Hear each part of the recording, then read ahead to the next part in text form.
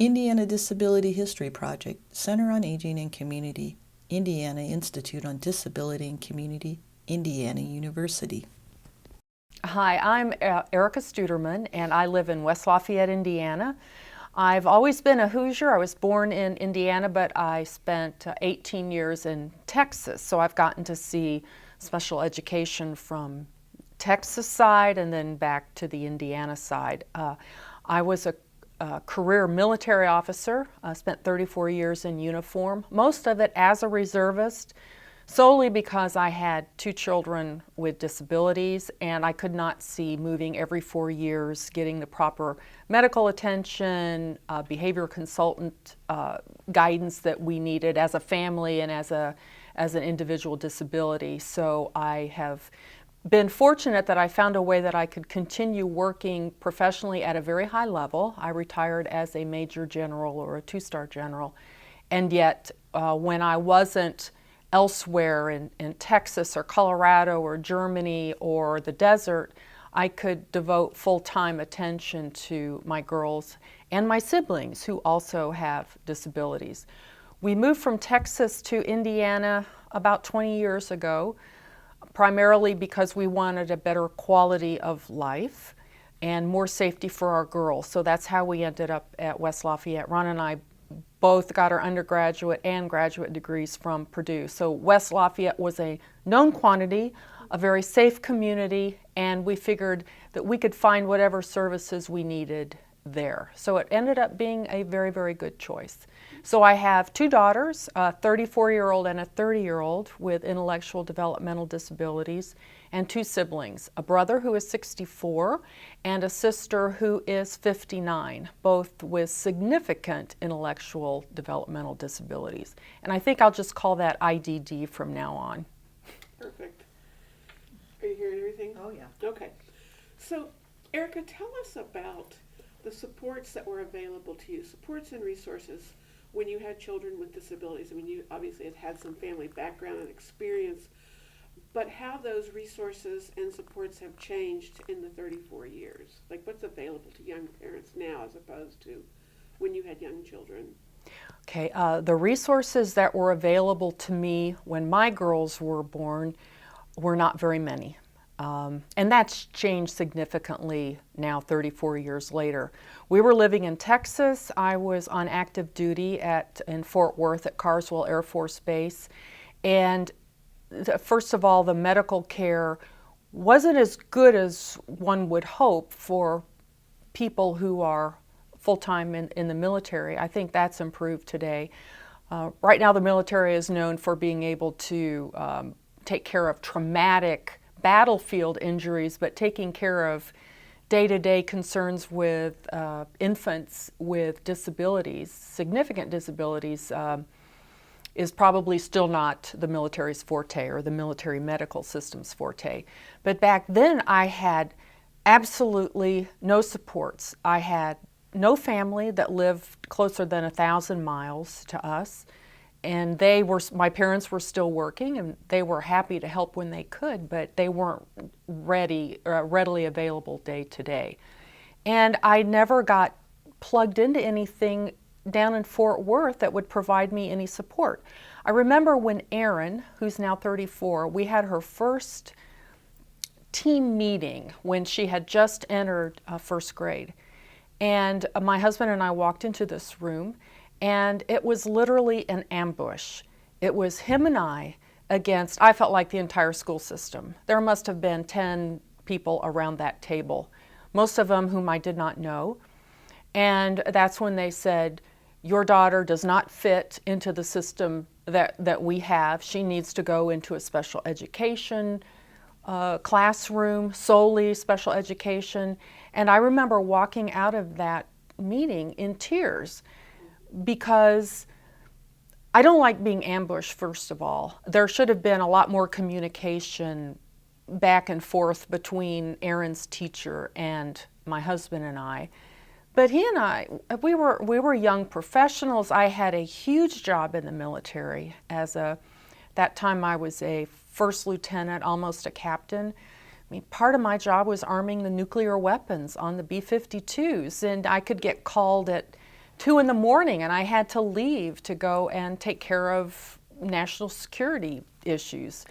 So it was just really tough not having any kind of family supports, nobody reaching out to say here's what you need to do as new parents with a child with disabilities. Erin had seizures from the day she was born, and then we had some misdiagnoses too, which made a bad situation even worse, where the military doctor said, well, we think that she has cerebral palsy. And he told that to me when I was alone with him. I didn't have my husband available, I had no one there, and it was a shock to me. I knew something was wrong, but when he said, and we're not sure she will ever have any kind of a life. Well, Jenny, you know what Erin is like today, and she has a great life. So to be thrust with that kind of information that, first of all, wasn't correct, was just devastating. And we insisted on getting another opinion from a neurologist downtown in Fort Worth, and that turned out to be better. The neurologist ruled out cerebral palsy, but it was still just a traumatic experience. So I believe that young parents today have a lot more supports and a lot better supports. I'm on the ARC of Indiana board, and that is one of our top priorities, is reaching out, first conversations with parents of young children with disabilities to help them know there is light at the end of the tunnel, and you will have a joyous life. It may be a very challenging life, but it will be a joyous life. And I know that I am a much better person because of Erin and Jesse. They keep me down to earth, they keep me focused.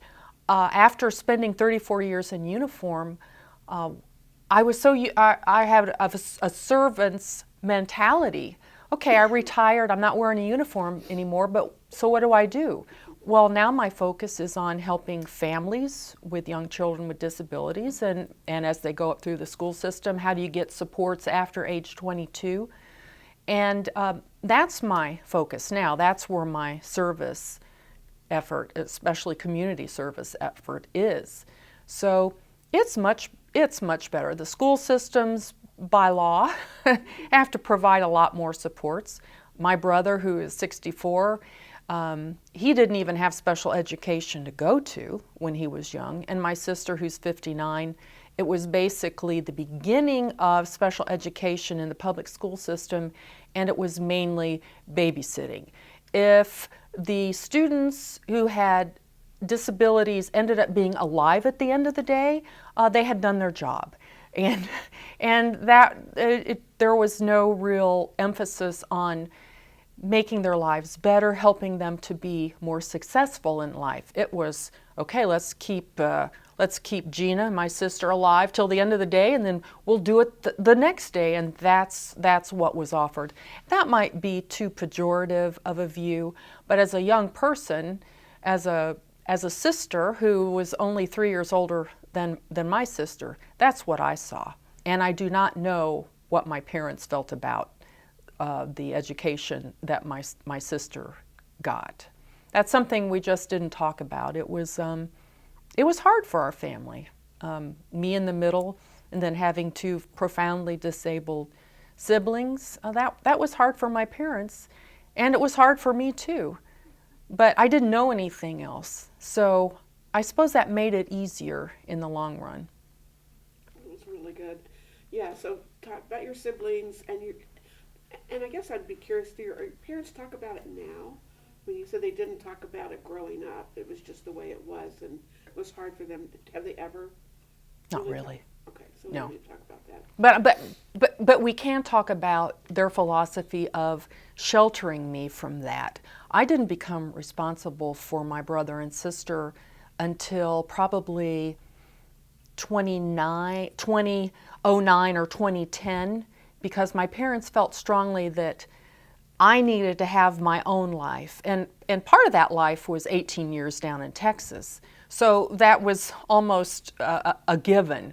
But when we moved up to West Lafayette, then I started seeing my brother and sister on a more regular basis. I would see them each at least quarterly, and then they would come up and visit occasionally. Usually I drove from West Lafayette down to Indianapolis.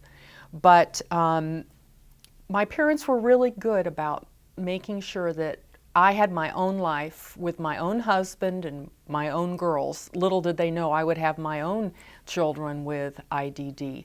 And I really appreciate that now, because the responsibility is all on me for my brother and sister.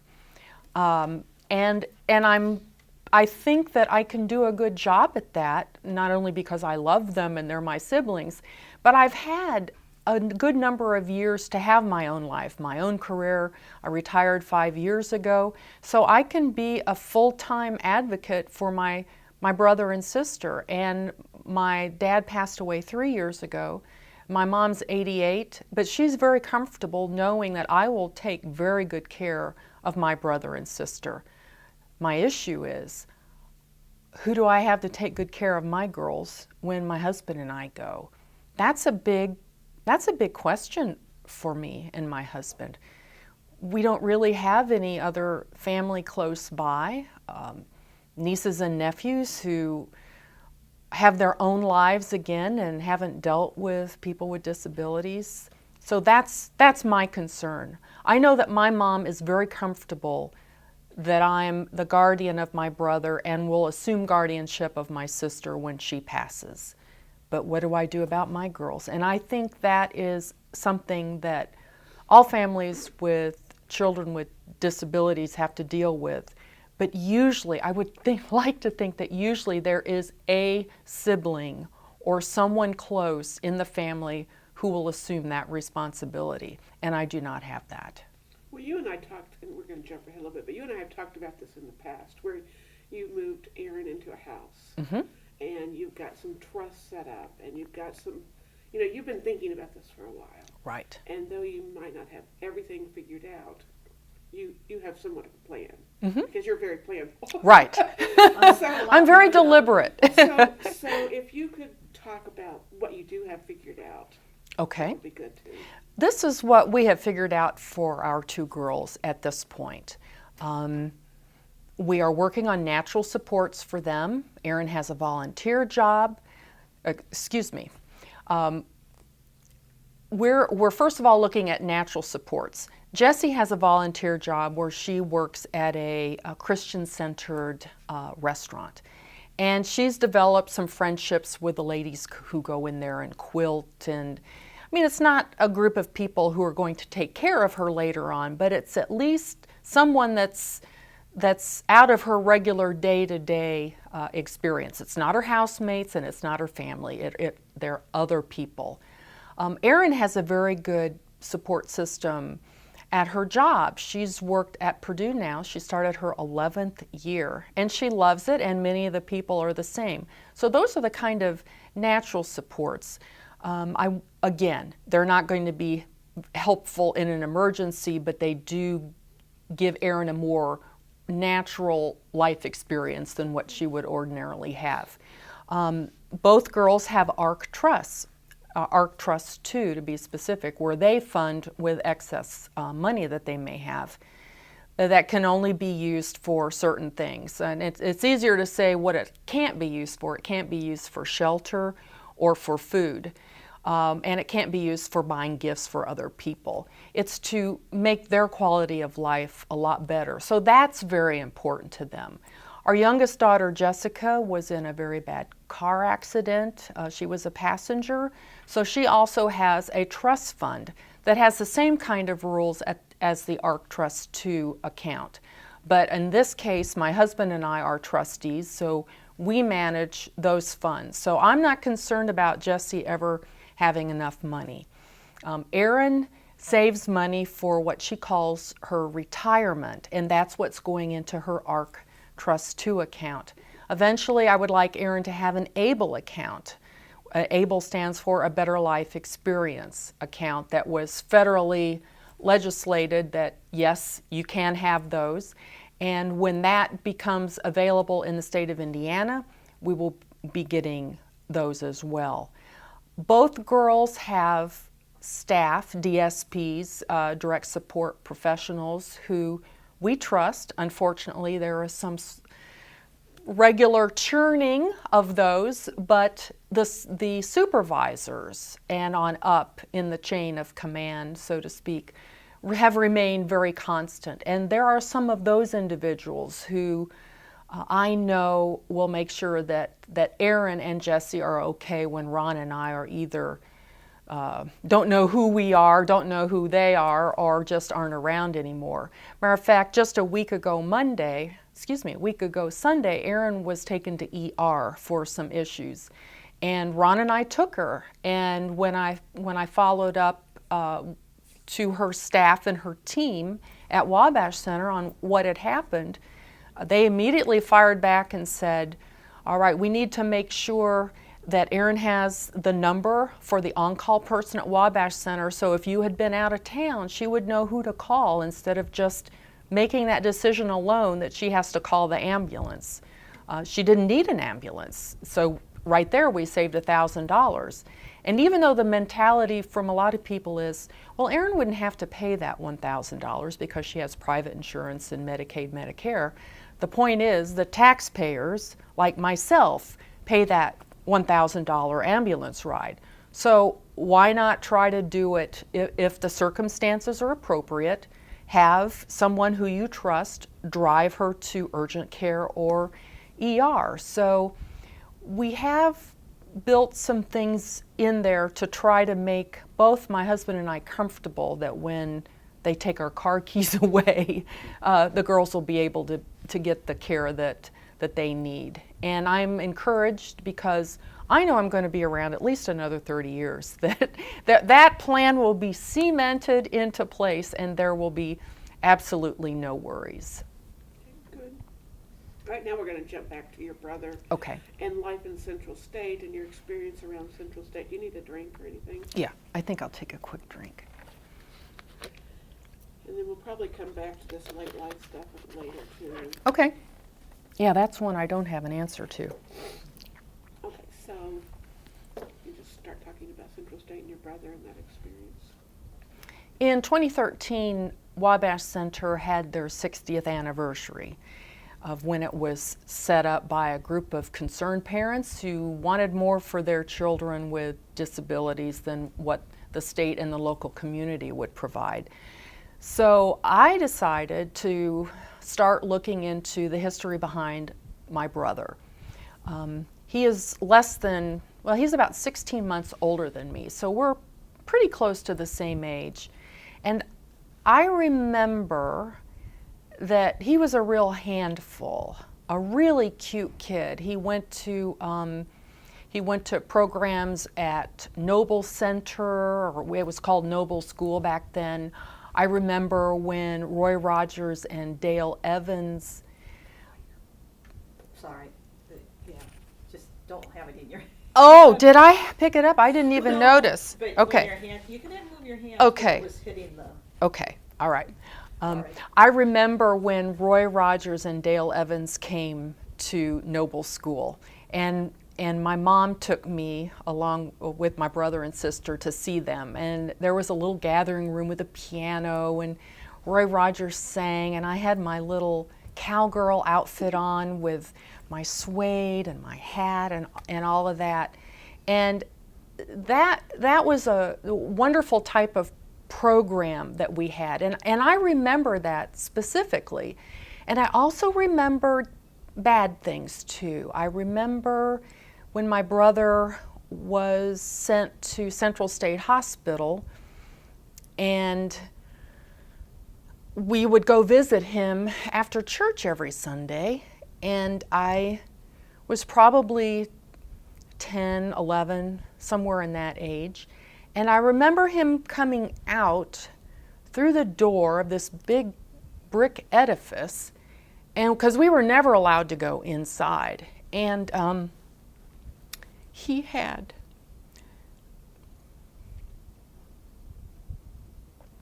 he had bruises all over his arms, and he had scabs. And I remember seeing these round scabs on his arm when I was a kid, and I just knew that something evil was going on there. But I was scared and absolutely mortified, and I couldn't talk about it with my parents because it was just horrible. So I decided in 2013 that I was going to look into this. I was going to face it head on and find out what had happened to my brother. So I contacted the state archives, because that's where all the Central State files are kept, and I had to get permission from my mom to go, even though I was his guardian. And I drove down there. It's in Indianapolis somewhere here. And I spent 5 hours. They had the files all pulled for me. It was all on microfiche. And they were ready for me. And they sat me down, and I went through about 2,000 pages in 5 hours, including a short break for lunch. So as you know, I was reading very, very quickly, skimming as much as I could. And it wasn't always easy to read because it was microfiche. And the stuff that I saw would turn my stomach. I remember those round scabs on him because one of the doctor's reports had on there that there were round marks on his hand that nobody knew where they came from. And nobody bothered to look into it. There was no resolution to it. But to me, they look like cigarette burns. And I know that a lot more people smoked back then, and I suspect that they were cigarette burns that were all over my brother's arms. And the scratches and scrapes, those were from either the caretakers or some of the other patients at Central State Hospital. And then I found this report that showed that my brother had received a concussion. He had been beaten so badly that he had to go into the clinic at Central State. And the doctor mentioned this. It's signed by the doctor. He's probably long gone. But he received a concussion, and they didn't know where it came from. And again, there was never any follow-up report or resolution on what had happened. But who knows how much that affected him physically. He used to be a very strong young man. That's part of the reason why I ended up at Central State, is because he was a danger to my family. But to be beaten to the point where you have a concussion, what does that do to you later in life? And being on all kinds of medications to do nothing but sedate you, what does that do to your life and to your health? So I know that was horrible for him, but it was horrible for me as a child, knowing that evil things were happening inside Central State Hospital walls, and I couldn't do anything about it. And then it was doubly horrifying as an adult to know that that kind of stuff was going on back then, and nobody cared. They didn't close Central State down until 1994. One other piece of information I found going through his files was the number of times that he was tied up. They had a whole checklist. That's what it was made for. They had codes on how they were tied up and how long they were tied up, whether they were tied to their bed, by their arms, or by their legs, or by both. If they were tied to their chair, by their arms, by their legs, or by both, and how many hours they stayed there. There were many days where my brother stayed tied up much longer than he was not tied up. And that was just a regular way of doing business back there.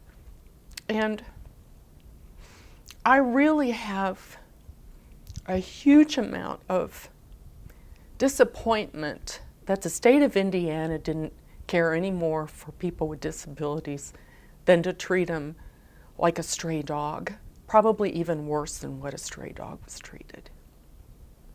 So obviously, I have seen a lot of improvements in how our loved ones with disabilities are cared for today.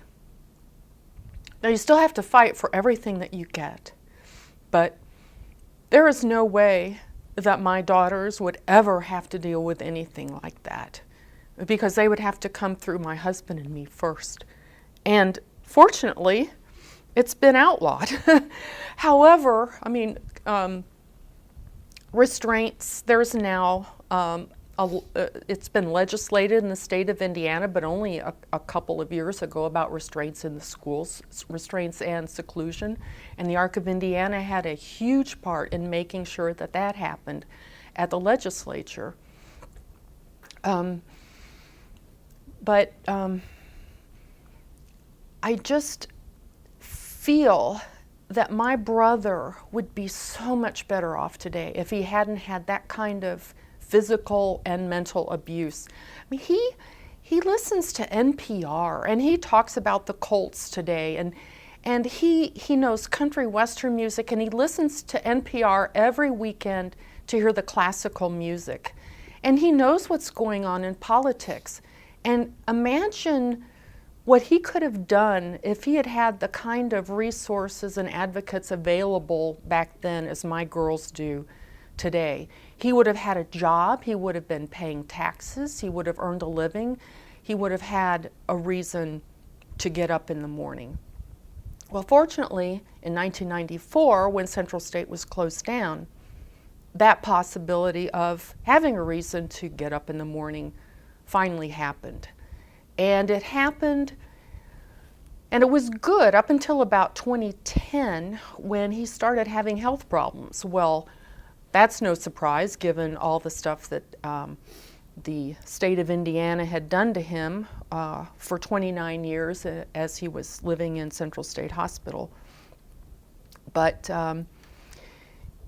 he was having some mental health issues, and once, it was in 2010, I went to visit him he was being cared for by a big provider here in Indianapolis.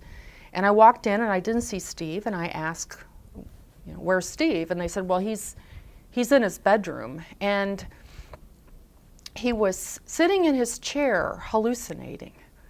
He was having a mental break, and they hadn't bothered to do anything about it. They just kept him back in his room with the door shut. And I asked him why they hadn't taken him to the hospital, and they said, well, we'll probably do that on Monday. It wasn't a given. And that's when I said, you are going to take him to the hospital right now, and I'm not leaving until you do. And that was something that they needed to do. And so we got him there. We got him the proper medication. He was there for probably a month. And he started doing a lot better, and they were starting to take care of some other issues too. He was at the main hospital at St. Vincent's first while they took care of the physical issues, and then he went over to the stress center where he saw just fabulous improvement. And it wasn't long after he came back home, he had to have his food cut up, soft mechanical, and he had to have somebody sitting next to him because he was an aspiration risk, and they were afraid that he would get pneumonia. And the care provider didn't want to provide that extra manpower required to have the DSP sit next to him and oversee him while he ate his dinner. And I kept asking him about it. I mean, they did it because they had to, but I got the 30-day letter that they weren't going to be caring for him anymore. And I also got a letter saying that they thought Steve would be better off with a feeding tube in a nursing home. That was their solution to, okay, instead of providing an extra person to watch him while he ate and to make sure that he was steady when he used his walker, we think it'd be better if he went into a nursing home with a feeding tube. And when I heard that, I called our lawyer and I obtained guardianship overnight. That's how I got guardianship. And that's a terrible thing for a care provider to think is the best thing to do for one of their consumers. And I can't even believe that they would have the guts to say that to me, to my face. So after hearing that, the 30-day letter was almost a blessing, and that's when I talked to the folks at Wabash Center, and they came down and observed him. And I always remember Cheryl Harmon from Wabash Center, who is now his case manager. On the drive back from Indianapolis to West Lafayette, she said, "We can give Steve a good home. We can give him a good life." And boy, he was living up in Lafayette with 2 other housemates, and he has a very full life, and he still enjoys his food. Yes, it's now cut up in small pieces, but he enjoys life. He works in their sheltered workshop, which for him is an important peer activity and a social activity. And I don't understand the need to shut down all of them. There are some people like my brother who will never ever be able to have a competitive job. And for him, he enjoys going there. Although he has told me that as soon as he turns 65, he's retiring. And that shows you how much is up there in his brain that was just left to die at Central State. So he has a very good life, and we see him at all the holidays. He only lives 20 minutes from me, and he's a joy for all that he went through, the abuse that he took physically and mentally. He is the gentlest person you would ever want to meet, and how he has developed that grace inside of him. I don't know how he does it. I would not be able to be the kind of good person that he is after experiencing 29 years of hell. But he's thankful for everything that he has. He smiles at people, he says hello, he wants to shake your hand. He's just a very positive person.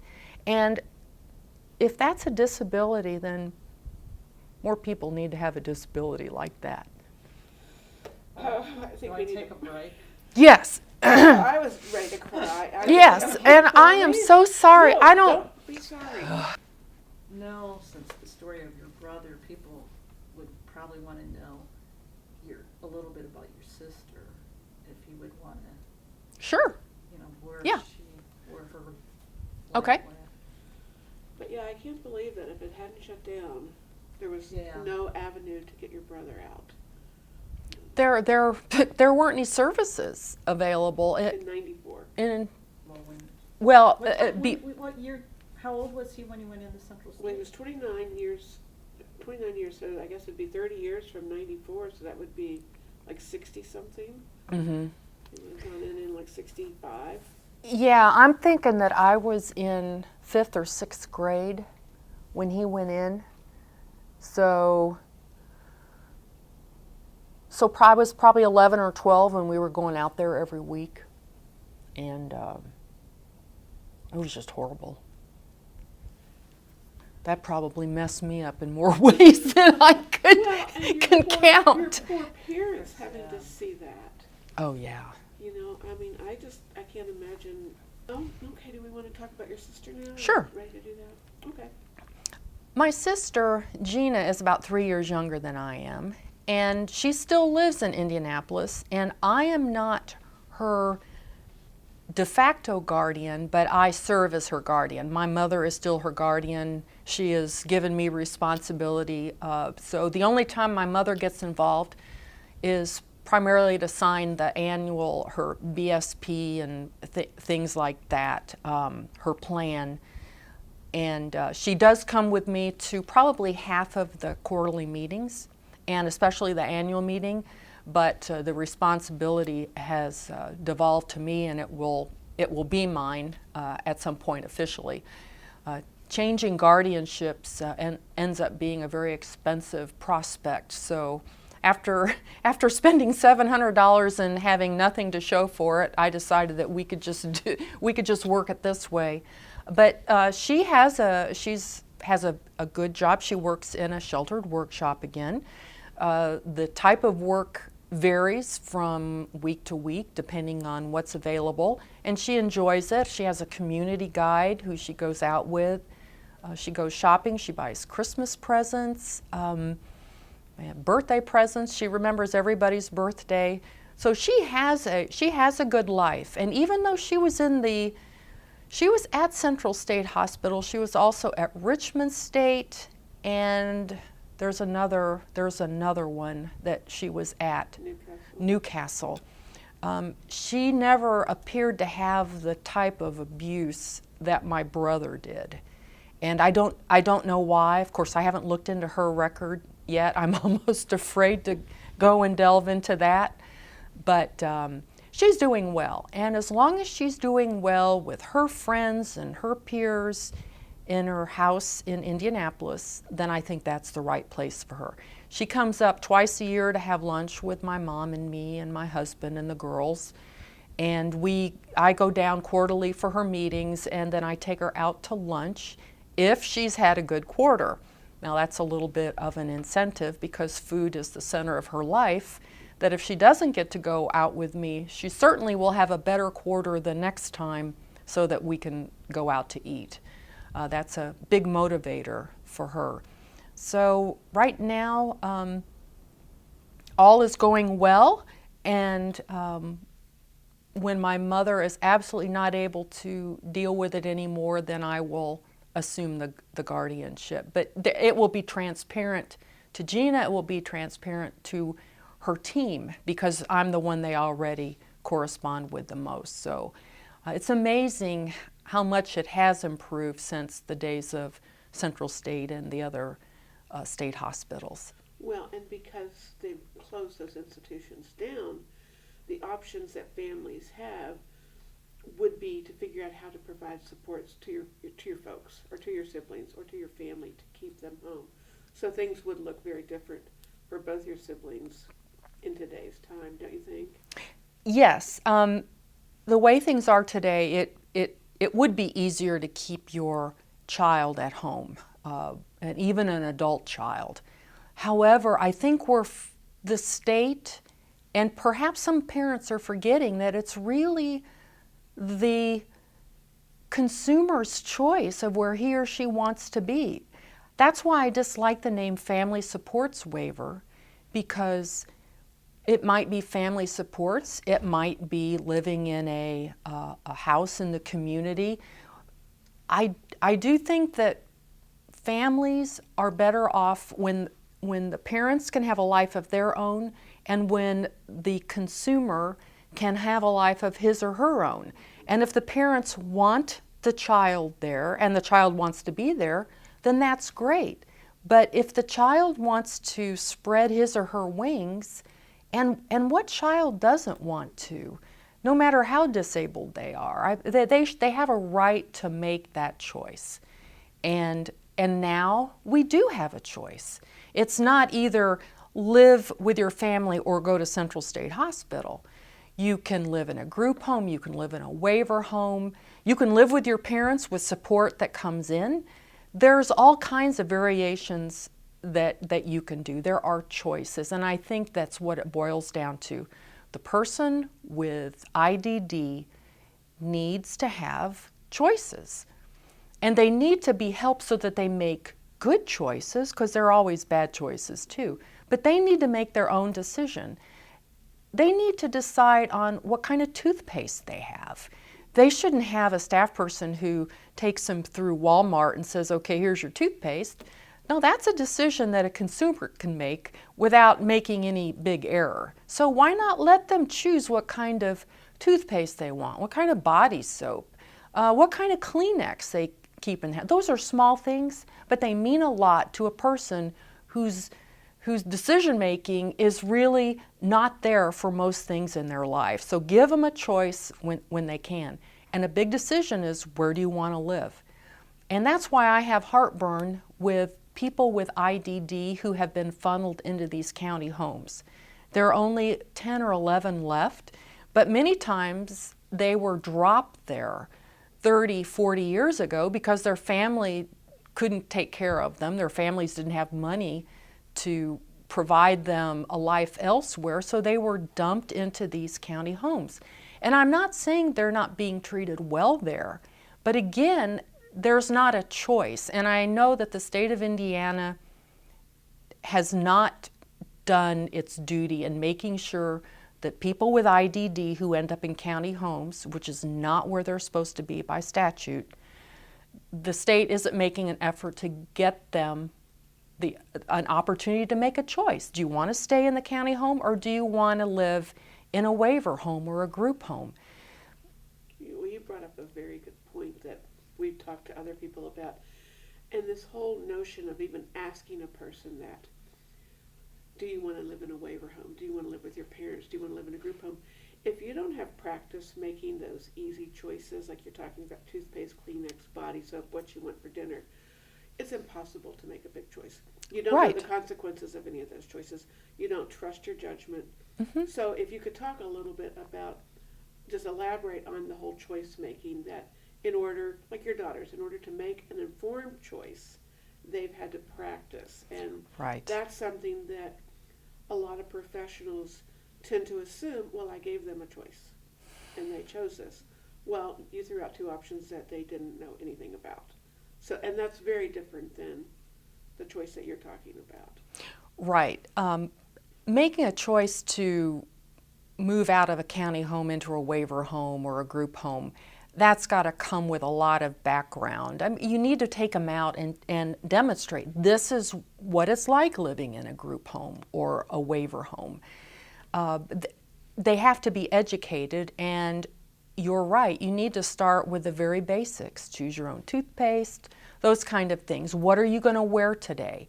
When my daughters didn't want to wear a coat when it was 30 degrees, I figured that's their choice. If they get cold, they'll wear a coat tomorrow. But I'm not going to tell them what they need to wear. My oldest daughter, Erin, still dresses like a boy, and that's what she's comfortable with. Yes, I was disappointed 20 years ago when it first started, but right now and for some time, I understand that's her. That's what she prefers. That's what she's comfortable doing. And so I'm quite all right with it. I just want to make sure her clothes are clean. And that's the important thing. Are they clean, and is her hygiene clean? If that's the case, she can wear whatever she wants, and she can pick out whatever she wants. So choice is very important, and I don't think we give our loved ones enough credit for being able to make a good choice. For instance, I remember when Erin was at, I think it was your first leadership building, and one of the first exercises we did, she said out loud that she did not like the fact that I redid everything that she did. Like when she made her bed, I redid it. When she set the table, I redid it. And that was the first time I had ever heard her verbalize anything like that. And boy, that was like a smack in the face. And I learned that it's her choice to make her bed sloppily. And if it's not important to her, that's okay. I just close the door. I don't look at it. And now she's in her own apartment. I never see it. And it's the same thing. She internalized this, and only when she was given a good opportunity to verbalize it did she ever do it. If it hadn't been for that program that you ran, Jenny, I never would have recognized that I was doing that. And that is the wrong, that just takes the thunder away from anything they do. It's like we're always second guessing them. She does a good job. I always wanted it to be better, probably because I have OCD. But how good does it need to be? Right, that's good. Okay, so I guess what I was going to talk to you about too is like you said, Erika and Jessica have really good lives. Mm-hmm. And what sorts of experiences, opportunities, guidance, what has helped them have good lives? What has helped them, get where they are? I mean, obviously you and your husband, but what other things along the way? Good transition from school to after school. What have been some opportunities that helped guide their success? The things that have guided our girls' success for their lives starts in the family, obviously, but we can't take all the credit for that. We always made sure that they had great life experiences. I don't think it ever matters how much stuff they have, how many books, how many stuffed animals, how big their bedroom is. It's taking them out and having experiences with them, taking them abroad. We took them both to Germany when they were 9 and 13. And that wasn't an easy thing to do, but they remember all those experiences today. You take them to museums, you take them to baseball games, you take them swimming, hiking. It's have experiences with them. Let them know that they can do a lot of things, and they may not be the best at it, but they're darn good. Erin started doing Taekwondo when we lived in Texas, and now she is going to be taking her test for her 4th Dan black belt. She's done very, very well, and that has really made her very confident in tackling everything in life, because she knows that this is one of those little niche areas that she is very, very good. When she is taught something, she holds on to it and does not lose it. And that's why she's so good at her job. She learned something once. Now, it may take a while going over it with her, not only verbally, but actually showing her how to do it. But once she has it down, she has it. And once you recognize that that's one of her skill sets, it helps inform what she could be doing in the long term. She's had this skill set with Taekwondo for many, many years. So when you go into working at a kitchen, running their dish machine, where it's repetitive work, but it has to be done right, it has to be done safely, she's perfect at that kind of job. And that's why she's starting her 11th year there, is because she is good. She loves her job. When Purdue happens to be shut down because of really cold weather or blizzards, the students are on campus, they still need to eat, and she is one of the few folks who always gets there. Now, it's usually Ron or me taking her into Purdue, but she is always there. She will not miss work unless she is very, very sick. And those are skill sets that a lot of regular people don't have that is needed in the workforce. So if you can give them enough experiences so that they have confidence that no matter what they tackle, it's going to be okay, and they have parents or loved ones behind them that are going to support them and not get after them if they make a mistake or do something wrong. That's what I had to learn. Don't redo stuff, because it's not wrong, it's just not what I would have done. That was a hard lesson for me, but I wish I had learned it 30 years ago. I think we're all guilty of that, because my daughters have said similar things. It implies that they didn't do it well enough. Right. And they're never going to do it right, so why even bother? And another thing is, having a good family life is always good. That's not a given. But you need to have a good advocate for your children. I have fired case managers. I have fired more people than I can remember because they didn't have the right attitude towards my girls, especially toward Erin. I had one person who, when Erin was in the throes of taking I-Step, sat down at a team meeting with Erin in the room and said, "She's never going to pass I-Step." And I said, the first time, I said, "Don't you ever say that again, not to me, and especially not to Erin, because you don't know that." As it ended up, she was only a couple points shy of passing the math piece. At our next meeting, this lady said the very same thing. She's never going to pass I-STEP. And I literally had to hold on to the side of the table so that I didn't go over after her. And I said, you are not ever to talk to either of my daughters again, ever. And I wrote a letter to the supervisor, and I said, she's fired. I got a letter back saying, you can't do that. And I said, oh, yes, I can. They are not seeing her anymore. And the next thing we know, we had a new person. She did much, much better. So you can do what needs to be done. And sometimes it's not a pretty process, but as long as you keep professional about it and you're consistent, you're going to get what you need for your loved one. I don't care what age your loved one is. I mean, I still do that with my brother.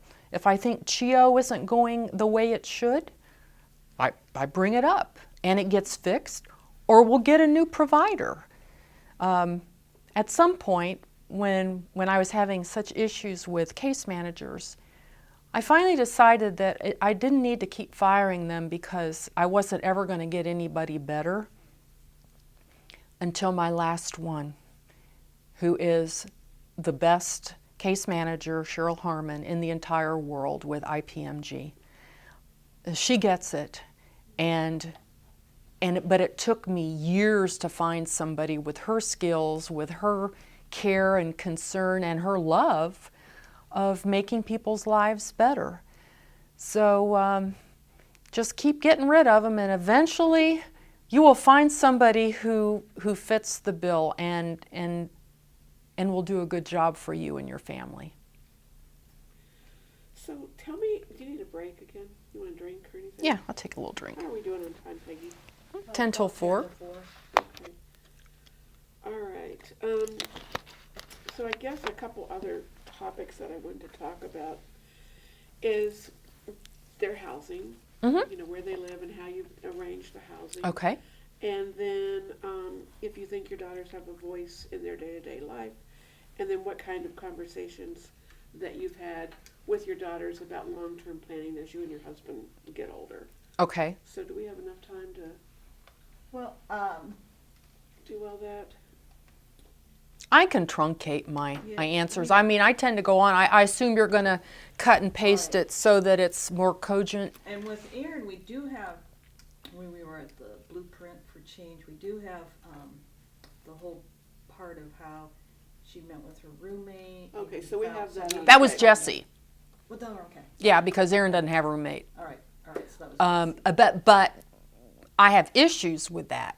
And I would like to explain that on camera because this is a new twist. Okay, so we might have to just meet up with you another time if we run out of time, because there Okay. are things I want to talk to you about. Okay. All right, so we'll start with the housing. And Okay, see where you want to go with that. The housing for both girls has turned out to be very good initially. Erin is set for life. She lives in a retirement community, which she is able to live there if she has a disability.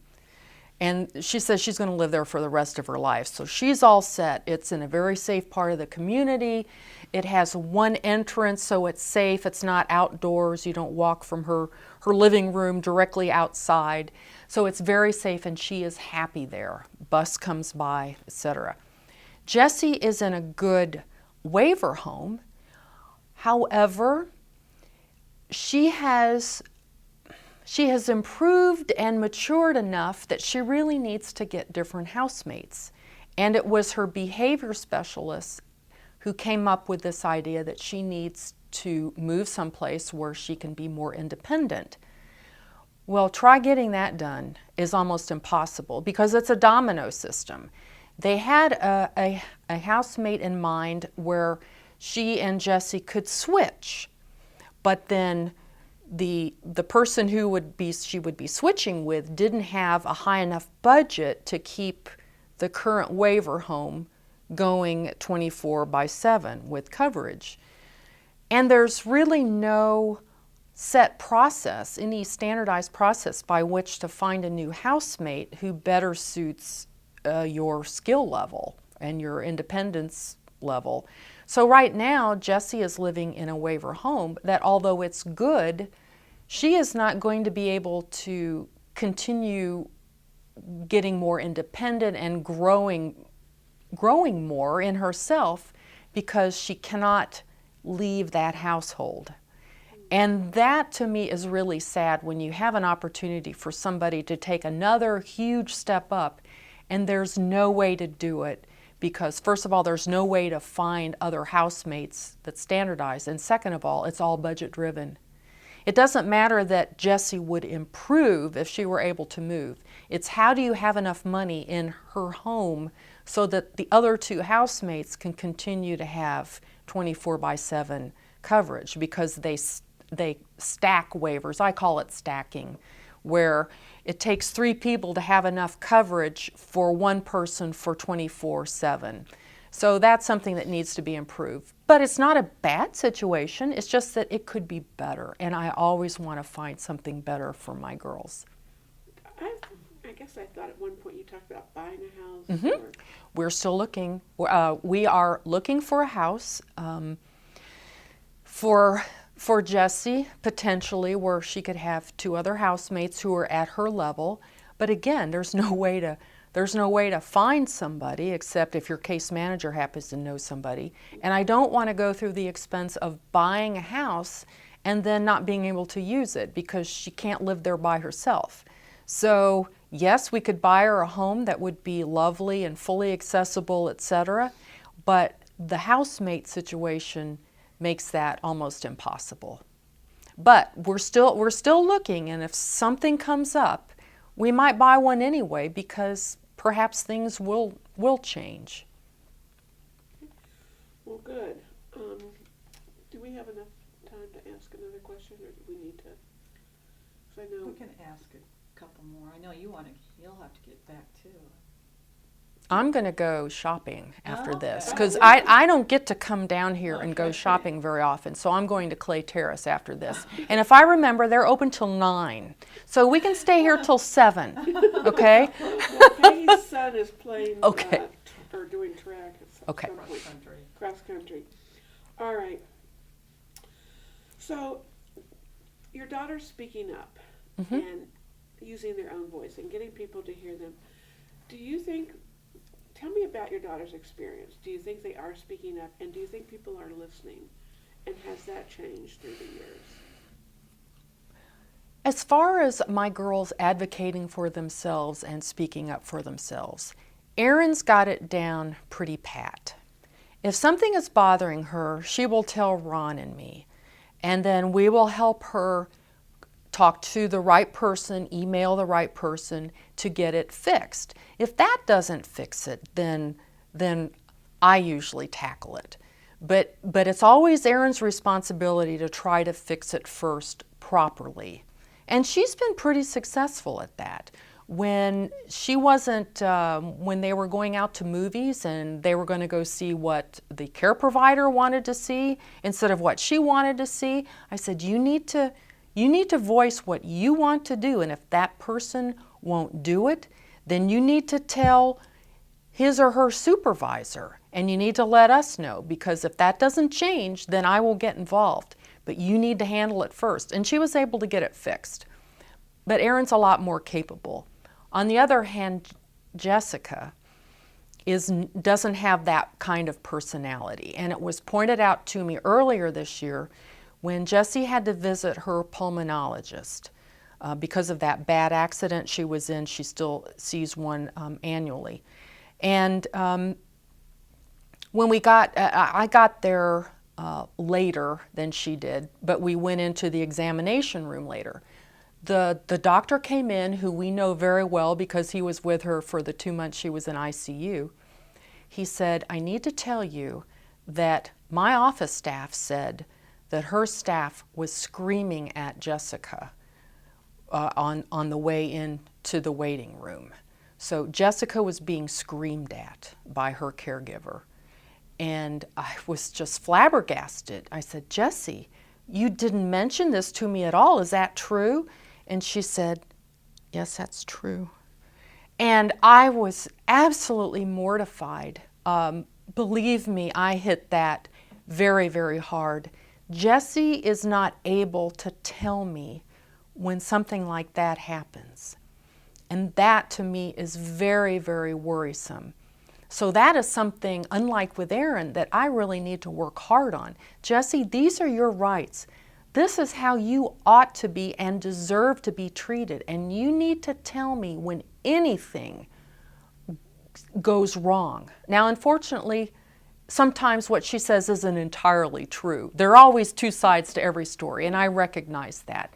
But no matter what, she needs to tell me if something like that happens, or if she falls and they don't tell me about it, which has happened in the past. So that is going to be an ongoing project to get Jessie to stand up for herself more. But that's not her personality. And I think that even if she weren't disabled, that probably still wouldn't be her personality. That's something that really worries me, that she needs more outside oversight, because DSPs are extremely important. They are the life and death differences for our loved ones, but they don't get paid anything. They have huge responsibility and not enough salary to say that what you do is important. But they're vitally important to Jessie and Aaron and my family. So that needs to be fixed on a global basis, that DSPs are recognized for what they do, they get the training that they need, and they get compensated for making our loved ones have a good day and have a good life and be safe. Because I'm not there to do it. That's a key issue we hear everywhere. Yeah. It's just a big problem. Yeah. Well, when you talk about the annual and quarterly meetings, do you feel like that there's person-centered thinking, person-centered planning that go into those meetings, and that Jess and Aaron are really prepared to say what they want to do and are supported to do what they want to do, and that's where they're heard as well? I believe that the girls, they think about what they want to say at their quarterly and annual meetings, because I always ask them ahead, hey, how do you think things are going? Do you have any issues that you want to bring up at your team meeting? That's very successful with Aaron. Not so successful with Jessica, but again, that's something that we need to work on. But I do believe the teams, each individual team, does look at each one of my girls and think about them. So I do believe it's happening. Aaron's going to make it happen anyway, but Jessie's got that loving kind of team, the case manager, the behavior specialists, and some of the DSPs are very devoted to her and loyal to her, and they make sure that what they do centers around Jessie. So I am encouraged with that. But of course that could end tomorrow. Do we have time for one more, or do you need to? Yeah, why don't we do the late life? Okay, so the Oh, last boy. question I was going to ask you was just, because this is something that a lot of parents, it's very taboo. You know, people aren't talking about their own demise. They're not talking about their planning. I mean, none of us like to do that. We don't even have a current will. So people don't do this, and people need to. And people need to plan. They need to talk to their family members. So have you started any of those conversations with your daughters as to how things will proceed? And you'd have to talk about the trust, that they know certain things are set up. In the future, for when Ron and I are not around any longer or we're incapacitated, I have some comfort in that they both have trust. But I have found out it doesn't matter how much money you have, it's who do you have that is going to look out for their needs and spend that money wisely to make sure that they have what they need, a better life experience. So the money, I thought, oh, that'll solve all our problems. It doesn't. It almost makes even more problems, because you want to get somebody in there who's not going to run off with it, use it inappropriately, whatever the fear might be. So it's finding that person who you can absolutely trust with their lives, whether it be family or outside the family. Whenever Erin does something that there has to be a consequence, for instance, if she misses the bus to go to work, and she calls me and says, "Mom, I missed the bus," and the next one doesn't come for a half an hour. And I'll say, "Well, Erin, that's your problem. What if I weren't here? What would you do?" And she said, "Well, I would call one of my staff and see if they could come pick me up." And I say, and what else could you do? I mean, I make each time that there's a problem, I make it that she has to face the consequences. Yes, you could hire a taxi. It'll cost you $25, but you'd have to take a taxi in. Now, when she most recently did it, it was right at the beginning of school this year. So I went ahead and drove her in. But I said, okay, the next time you better have a plan B, because it may not be me. Same thing with going to the doctor, or if she has an event that she wants to go to and she tells me about it 2 hours before the event. Well, I might be in Indianapolis. So I said, "Erin, you've got to deal with it. I cannot help you, and there will be a day when I will not be able to help you at all." So I'm trying to make her especially understand that there are consequences for everything that she does. She knows that she's saving money for retirement and that she will not have any money issues when she's gone. And the same for Jessie, but it's who do you entrust with their care? And that's something that I'm going to be working on for the next 30 years and probably until the day that I die. My husband and I are building our retirement home, and it's universal design. And we have built a room special that if one of the girls gets sick or can't live in their apartment or their waiver home anymore, we have a room that will be theirs. It could be for my mother too. That there's plenty of room. It has the closet and the roll-in shower and all of that, and everything that they would ever need is on the main level of the house. And we've built it for Ron and me that way too. But that's kind of a plan B for them, so they will never have to worry about where they're going to live. Now, obviously, they don't want to live with mom and dad anymore because there are too many rules. But if push comes to shove and there are few options, they know that they will always have a home with us, and it will be comfortable. Good. Produced by Center on Aging and Community, Indiana Institute on Disability and Community, Indiana University. Funded in part by a grant from the Indiana Governor's Council for People with Disabilities. Copyright 2017, the Trustees of Indiana University.